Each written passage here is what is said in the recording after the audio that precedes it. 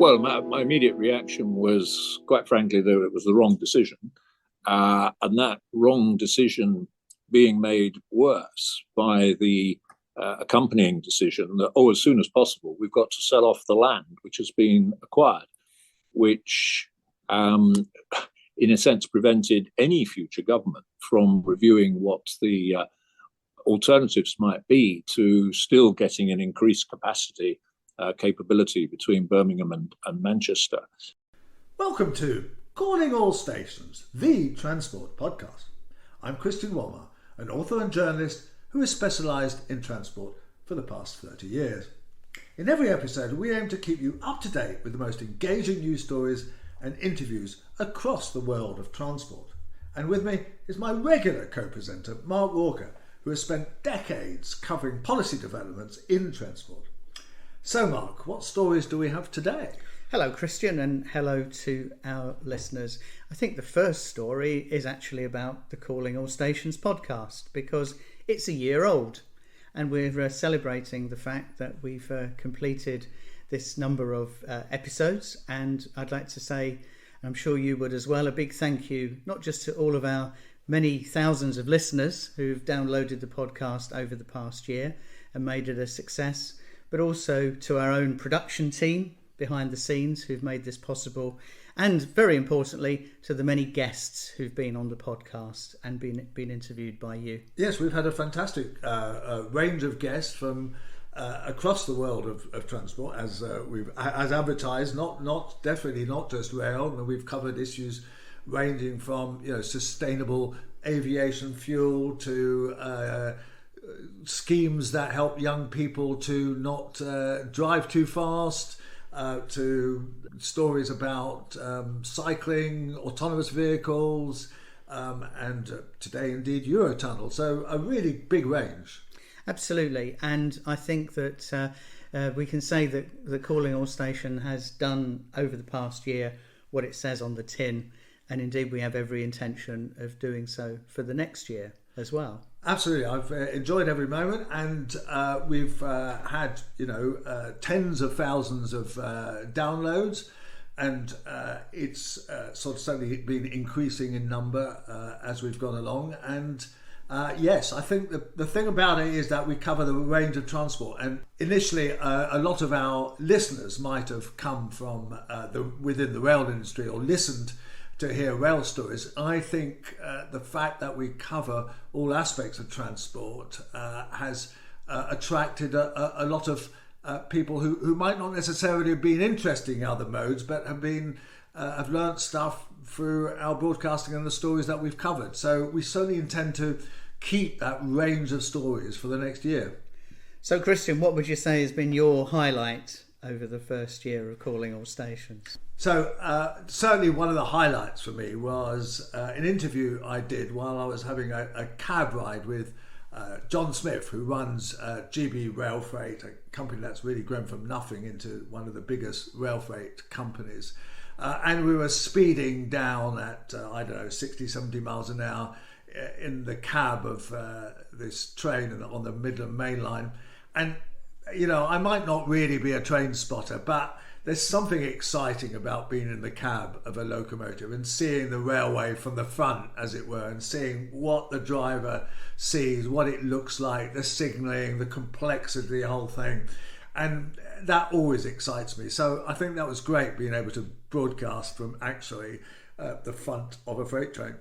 And what about you, Mark? What have you taken from this first year of podcasting? I think what I've enjoyed is where we've opened a window on some of the issues affecting transport, like we did very recently on sustainable aviation fuels, giving a different perspective on that issue. But the one I've probably enjoyed the most was where we actually made the news, and that was with the scoop back in the summer on the Department for Transport's inclination, shall we say, to scale down or even switch off passenger Wi-Fi on the franchise train operators that it controls.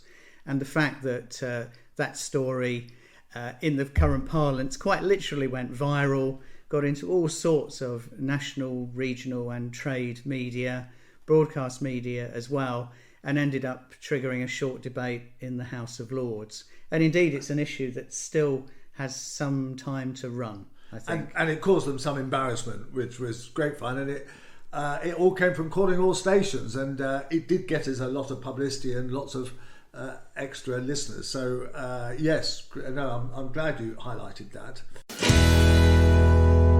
This week, Christian, we have two really interesting interviews that you've recorded.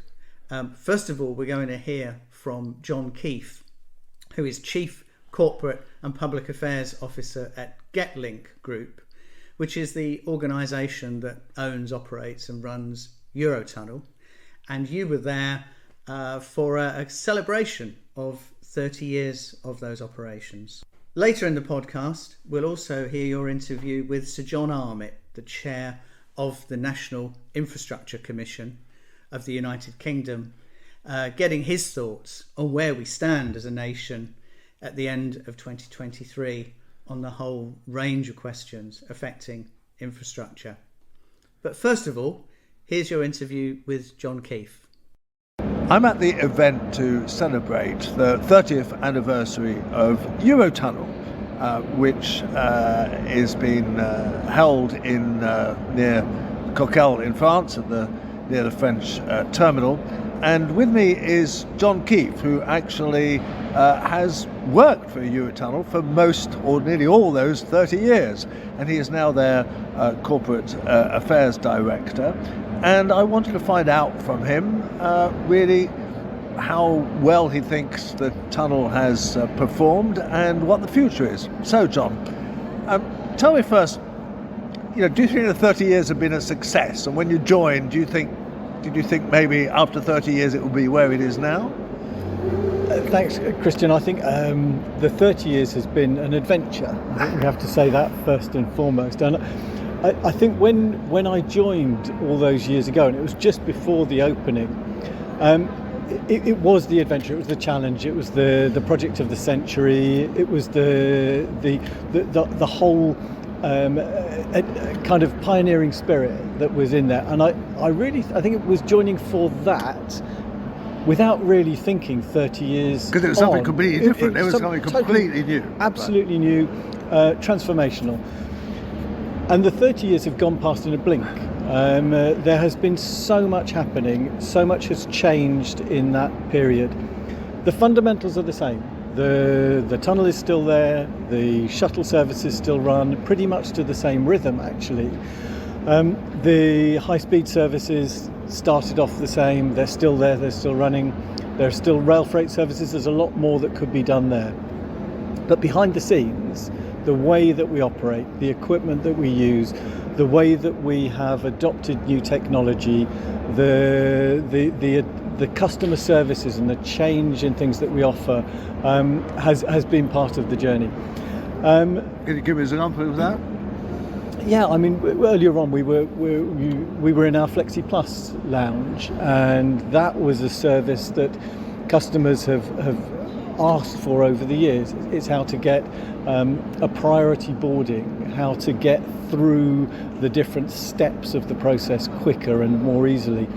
To have a lounge environment as you do in the air travel world, so to give it a little bit more luxury on top of the very functional, very fast service that we offered. Because it is a basic service through the tunnel. I mean, when you go on the shuttle with your car, it's not exciting.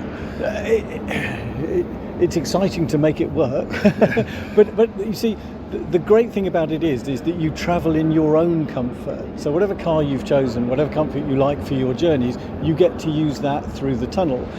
What we concentrate on is the speed, and we offer you a 35-minute crossing from the UK to France, back again.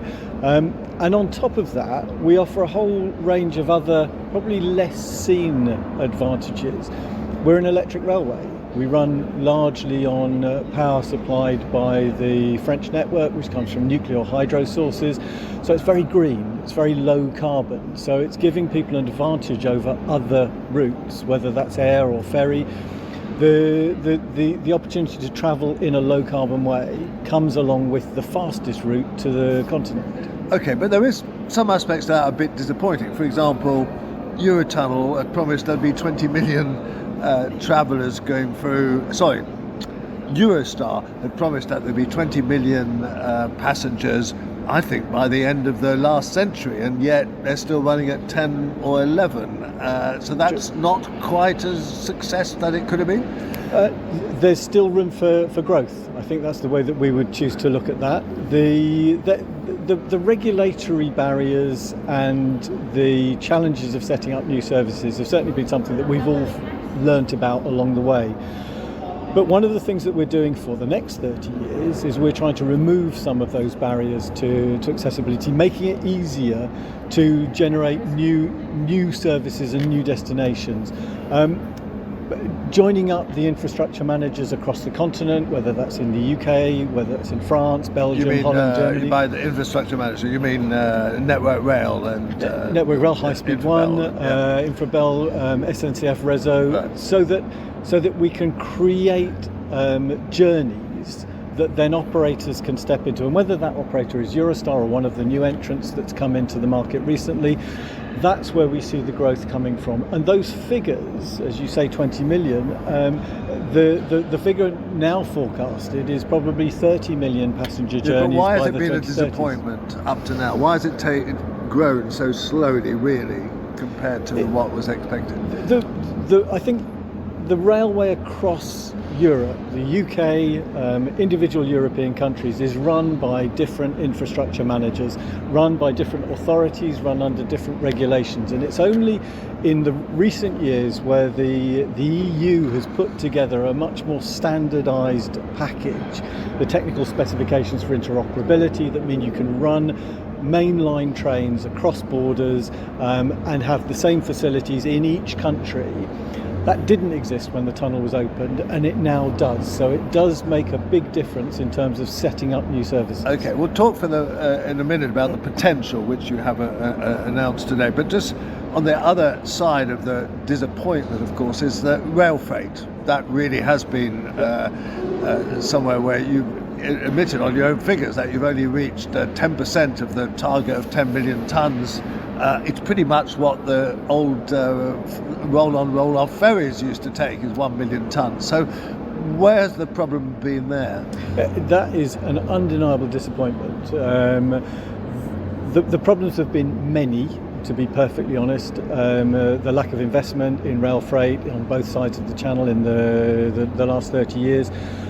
We built a whole series of terminals, Donaldsmoor and Daventry and Wembley. They're all there, but they're not linked. Right. And the problem, if I just finish on the first step, there's also been problems on the continent, because things like the migrant crisis that affected the security on rail freight trains, which have now been resolved. And so now we're looking at the UK side in particular, and looking at the fact that the gauge for operating trains between the Channel Tunnel and the mainline network north of London is too small to carry the big continental trains.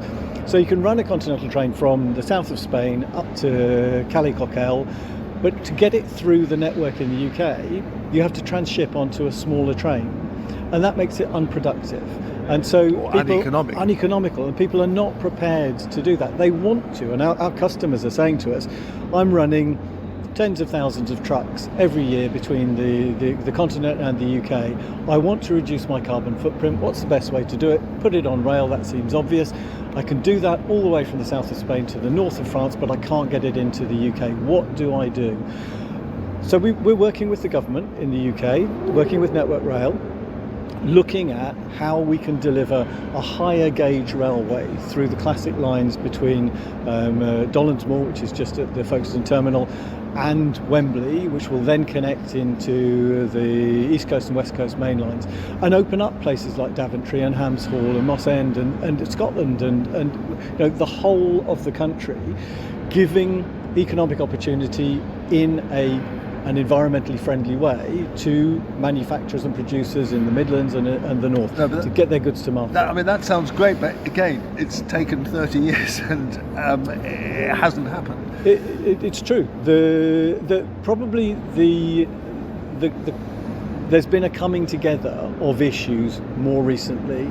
The pressure wasn't there in the past because fuel was cheap. Road transport was seen as being the flexible way to deal with most goods. And the green agenda. The green agenda hadn't reached the level that it has now. But now we have things like Operation Brock, we have congestion in the southeast in general, we have diesel fumes, we have noise, we have the disruption to local transport through the amount of traffic that there is on the roads in the UK. And it's the same in France. Let's not make this just a UK issue. It's the same in northern France. It's very, very dense motorway network with lots of traffic on it. The green issue, the green movement is pushing everybody rightly towards a lower carbon transport mode. Our customers are being pressured by their own end users, whether they're delivering into supermarkets or into factories. There's pressure being put on them to reduce their carbon footprint of the goods they deliver. And so they're coming to us and putting pressure on us and saying, we want a green alternative. We now want rail freight. So I think that confluence of different factors is much stronger now than it has ever been, and governments are feeling the pressure to move towards a more environmentally responsible method of transport in general. It's taken too long. We have more need for it now and probably more opportunity because of that coming together of all of the different factors. So, and of course the other potential area for growth which you announced today is high-speed rail, and which might be Eurostar expanding its service, it might be these new operators. Do you think that can be achieved, and what sort of destinations are we talking about? It can definitely be achieved, and you're absolutely right.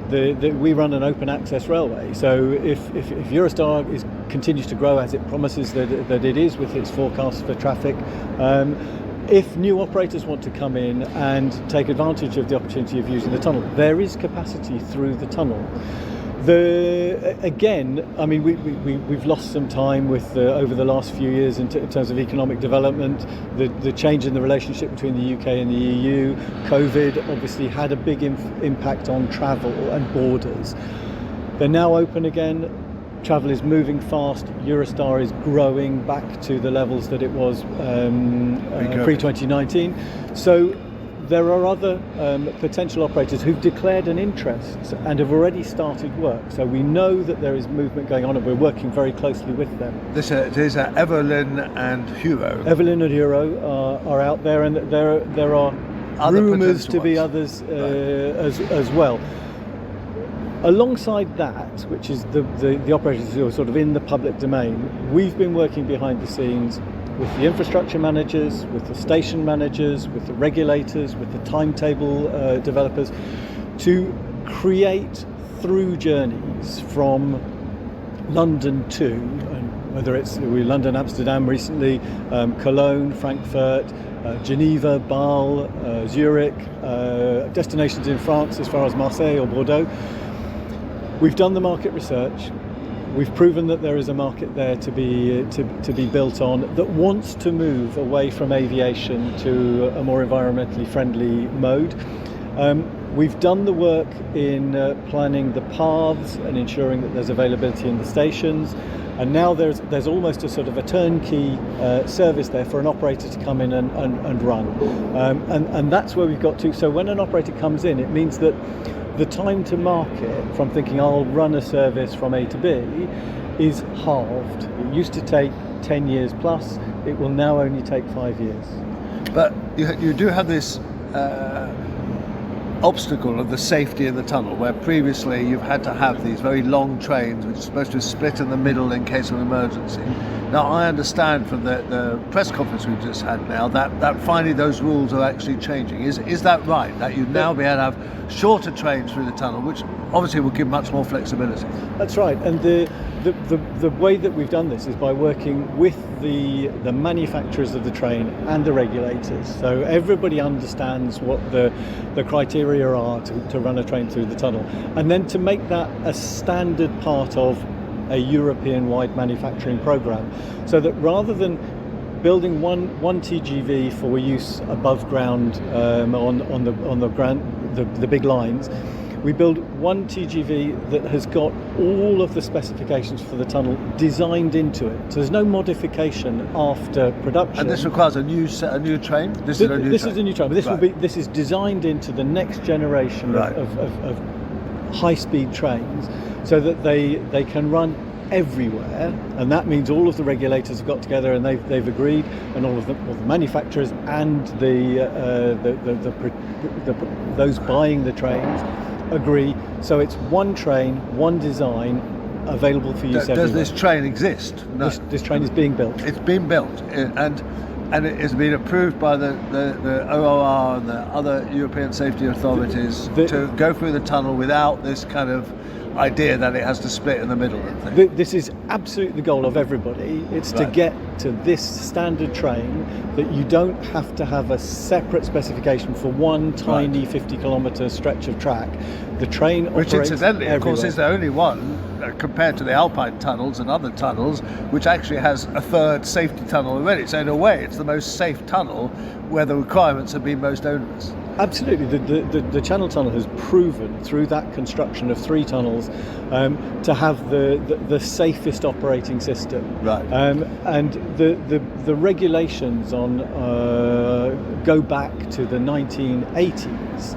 And when you look at the first generation of high-speed trains that were built to go through the tunnel, and you compare them to the current generations, they're absolutely miles apart. And the thing now is to bring all of that into one place. And when this new train is produced, and this is, never mind the manufacturer, we've worked with the manufacturers, plural, we've worked with the potential future operators, plural, we've worked with Eurostar, our current biggest customer, on a regular basis. Everybody is working towards this unique train that operates across the whole infrastructure.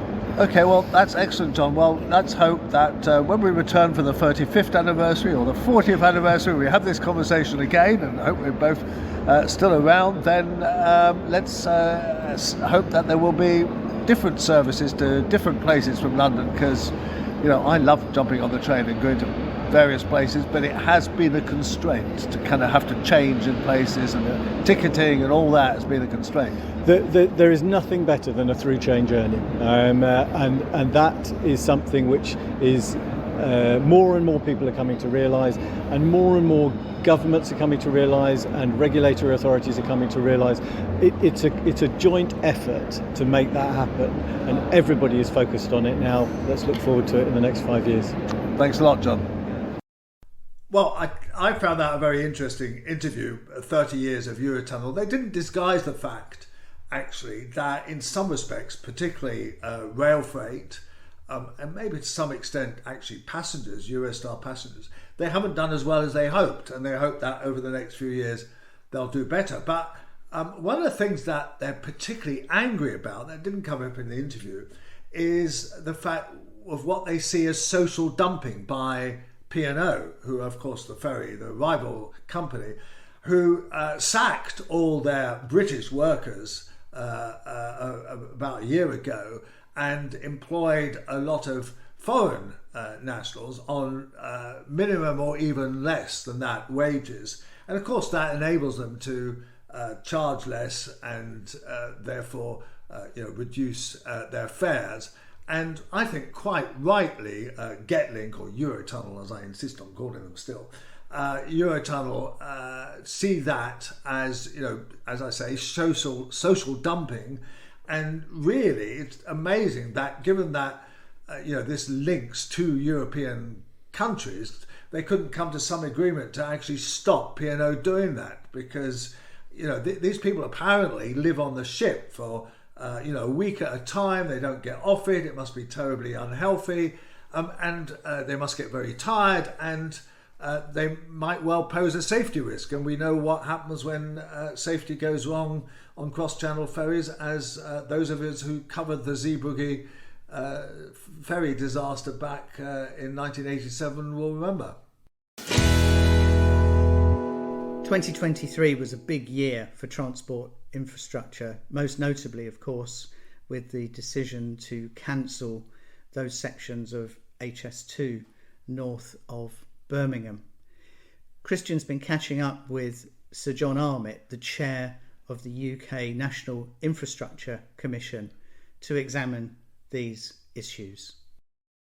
With me, I have John Armitt, who is the chair of the National Infrastructure Commission.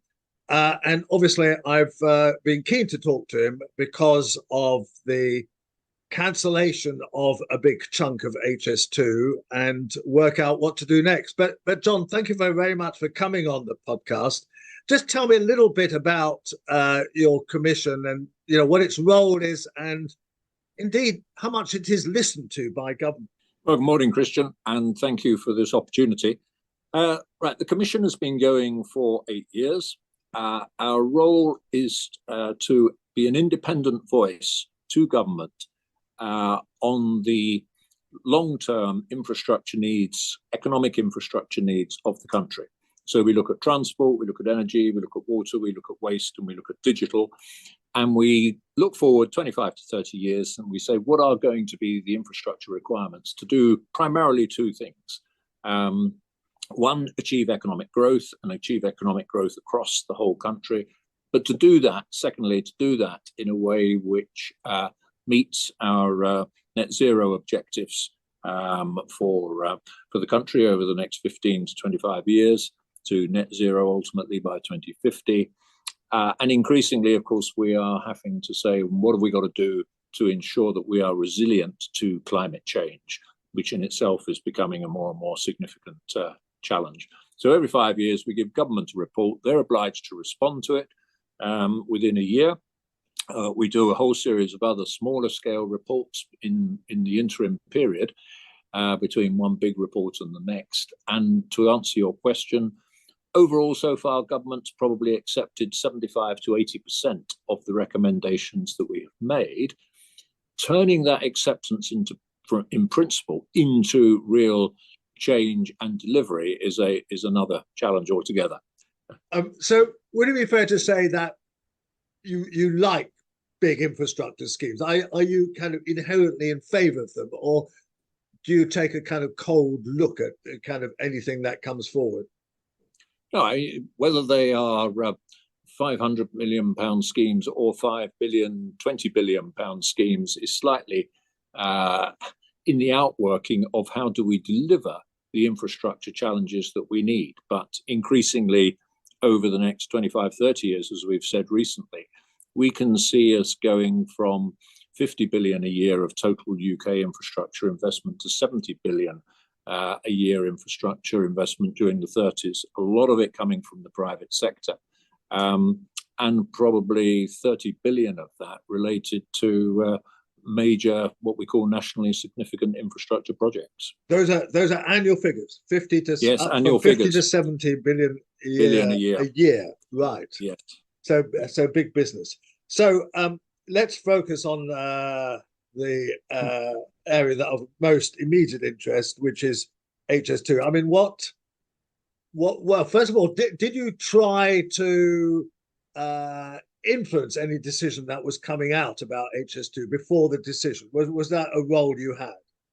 We were not consulted at all. We were amongst that sort of large galaxy of people for whom this came as a surprise and had not been consulted. In fact, on the contrary, only 2-3 years previously, the government had come to us and asked us to do a rail needs assessment. And as part of that rail needs assessment, we looked at HS2 and we looked at the whole questions of east-west connectivity, both in the Midlands and in the north. And what we recommended to government largely became the integrated rail programme. So we said, look, you're going to have to slow down. If you've got a cost constraint, then you're going to have to slow down on the eastern leg of HS2, but you certainly need to keep going on the western leg. And overall, you're going to spend about 100 billion. If you want to do everything that everybody would like, then you're probably looking at 150 billion. But in the real world of what can be afforded, then a compromise would be about 100 billion, which would include the western leg of HS2 through to Manchester. So the integrated rail programme, as far as we were concerned, was a real step forward. We had a clear rail programme for the next 20, 30 years. So suddenly having the almost one of the most significant chunks of that cut out came as a real surprise. Oh, well, as you might know, I've always been a bit skeptical at HS2, but I greatly applauded the integrated rail plan, unlike some of my rail colleagues. I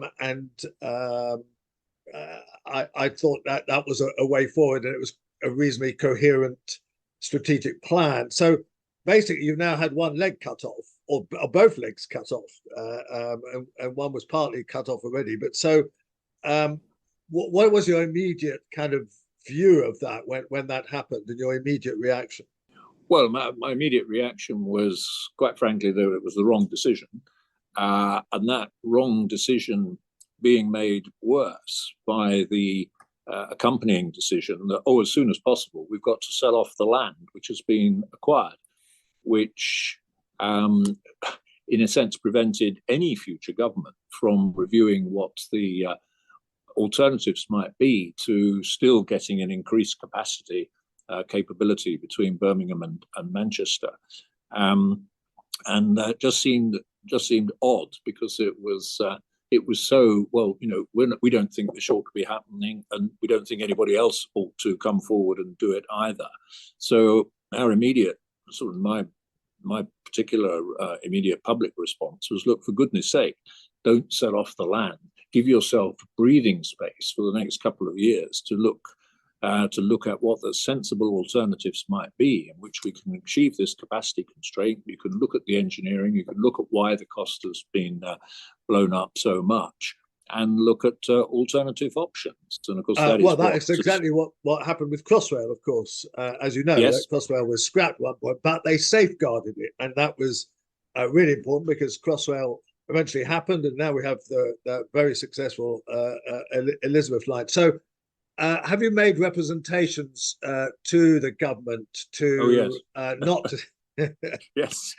Sorry, you anticipated my question there, John, but yes, we've written to the government at the most senior levels, and we've sort of had the inevitable sort of response: we've got this all under control, and don't worry, and this is what we're going to do. Reply. But obviously, the two mayors, Birmingham and Manchester, have got together with various actors and are looking at this. And I can see, I think inevitably, and because it's interesting if you view Mark Harper's performance in front of the Transport Select Committee, when there was acknowledgement that actually this was going to take a couple of years, because they have to now demonstrate they're getting very best value for money for the public. Right, selling the land would take a couple of years. Right, yes. Yes. In fact, they're still negotiating buying some land, I believe, at the moment, because they're sort of 3/4 of the way through the process. So essentially, you think it is safe until the general election? I'd be surprised if very much at all it happens before the general election. So essentially, then that puts the onus on possibly on the other party. Have you talked to them about it? We've not talked. We've talked to them. The interesting thing about the other party is, as you will have seen yourself, is that they are sitting on their hands a bit on all of this at the moment, wanting to keep their powder dry. So precisely how they are going to react at the end of the day, I think we still need to see, because clearly the government's, I argue the government's politically been quite clever, because it's now spread the largesse across the whole country. Largely on road schemes, in fact, rather than rail schemes, with the money that they're saving from HS2. And so anybody who now reverses that is going to have to say to the good burghers of many places around the country, oh, sorry, you're not going to get your extra bit of infrastructure now because we're putting money back into HS2 So you can see the political dilemma. Some of it was filling potholes. Yes. But as you know, as an experienced fellow in these matters, you well know that this reallocation of money was not really real money. It's kind of the ability to borrow, and that if you want to go back to an HS2 situation, or whether you want to build some infrastructure that will boost capacity that might not be a full HS2, you'd have to borrow the money anyway. So surely that it's not the money that's a problem, it's the political intent, isn't it? Well, it's the political, yes, and it's the sharing out, if you like, of political spoils, isn't it? So that, I think, is the challenge. I mean, the reality, of course, is that to a certain extent, you've got to do both. You've still got to continue to improve your rail network, particularly if you're wanting to optimize the use of public transport in the future, and to make that contribution towards decongestion of our country, and obviously continue to deal with the carbon challenge. But at the same time, you do have to fill the potholes, because actually that is quite important.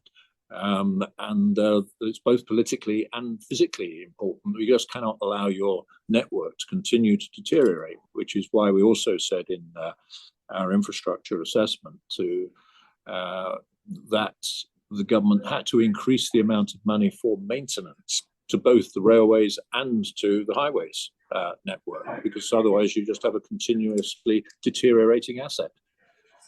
Okay, so what do you think should be done in the short term, and how?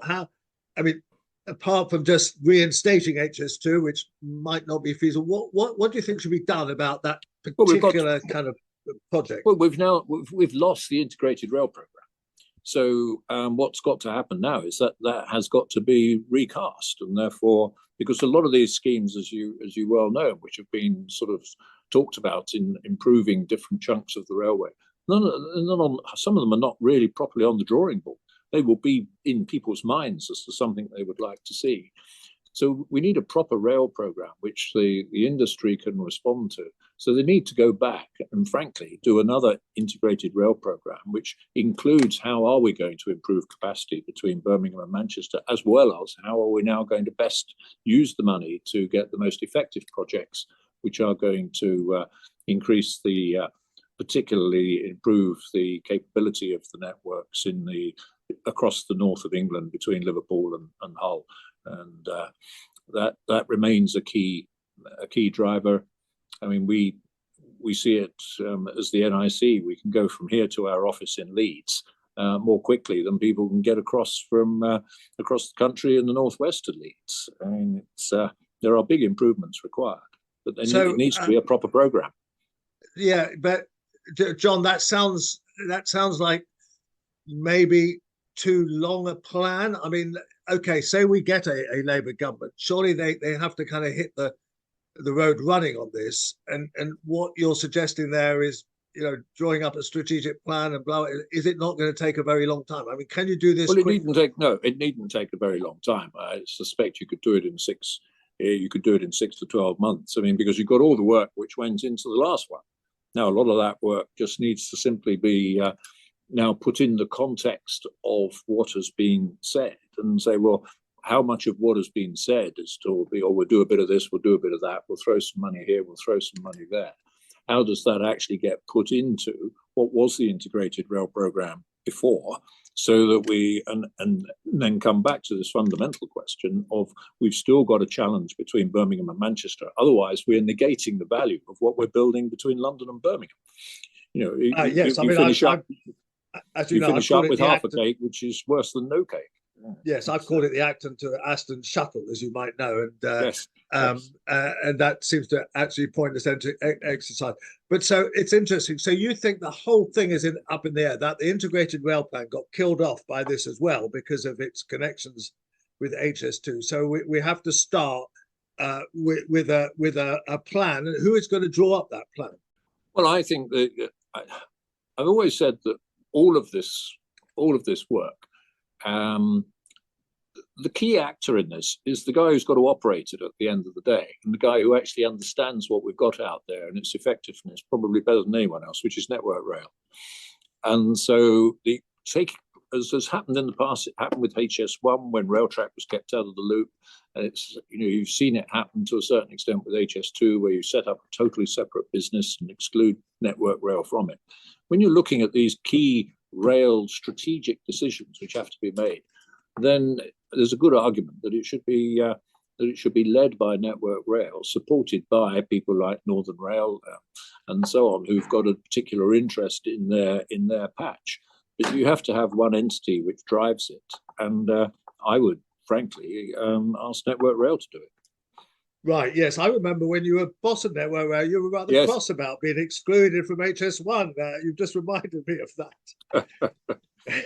So, okay, so do you remain, to end, do you really remain optimistic that we can get a coherent plan? I mean, only yesterday, the Labour Party announced a review, actually, of its policies in relation to rail infrastructure. Well, I think that was more, was that policy, or was that more about, was he talking about Jurgen's? Yes. Well, that I think was more about how do we deliver it effectively, wasn't it? And why have we got these big cost differences between the UK and elsewhere? Yes, which headed by the guy from Siemens, which we're actually looking at ourselves at the moment, because we think there is a real issue to be addressed there to understand, because otherwise we just get all these numbers bandied around with no knowledge really as to whether apples are being compared with apples or whether there are some significant differences.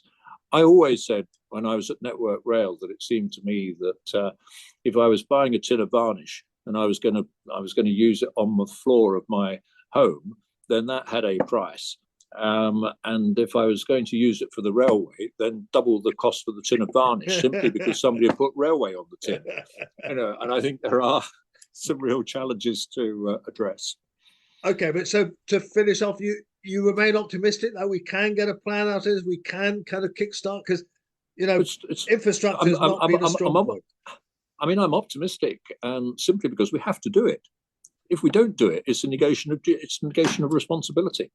We just leave the thing very airy-fairy, with all sorts of vested interests pushing their particular schemes. We run the risk of a sort of pork barrel politics approach to this. This has to be a proper strategic plan agreed between government and the railway industry. Otherwise, it's not going to be delivered effectively. This is a 20-year programme, and you can't do a 20-year programme of improvement to the railway on a sort of a wing and a prayer. Oh, well, that's an excellent place to end, John. Thank you so much for giving of your time, and good luck in your endeavours. Thank you very much. As you heard, Mark, he's pretty angry about this. In fact, he's furious about the fact that I suppose there's no real strategy behind these decisions. It's all completely random. Yes, they were consulted, but that's about it. And really, he thinks that the present government has absolutely no interest in the issue of infrastructure, on which, of course, all our lives depend, and particularly the lives of our children and grandchildren depend, because we need decent infrastructure in this country. So, he's a very polite kind of rather patrician fellow, but my God, he's angry about that. Here's Christian's final thought from the departure lounge. Well, I've been gallivanting around the country, Eurotunnel. I went to Munich. I went to various places around the UK. But the other day I popped down the road, which is only a couple of miles from my house in Holloway, to King's Cross, the headquarters of the Railway Modelling Club. And they were celebrating the fact that they've completely revamped their library. And this is a facility that is actually open to the public. You just have to go on their website and kind of ask to go and visit. And they've got no fewer than 7,000 railway books there. And it's a fantastic collection, incredibly comprehensive. So if you've got some research to do and you want to kind of seek out, some obscure history possibly of some line that most of us have never heard of, or indeed you just want some general kind of information, they're a great place to go, and they very much encourage people to come along. It's their own building. They actually own this building. They used to make a lot of money from exhibitions of the like. So the Railway Modelling Club actually owns a quite substantial building in King's Cross, which they have managed to resist any attempts by developers to buy them out. So it's quite some wonderful models there and wonderful trains. So if you've had enough of the library, you can play with the trains. So that was great fun, and I do recommend that.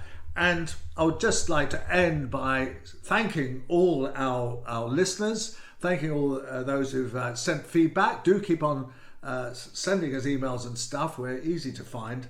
And indeed, I look forward to broadcasting for the following year, and wish you a Merry Christmas and a happy 2024.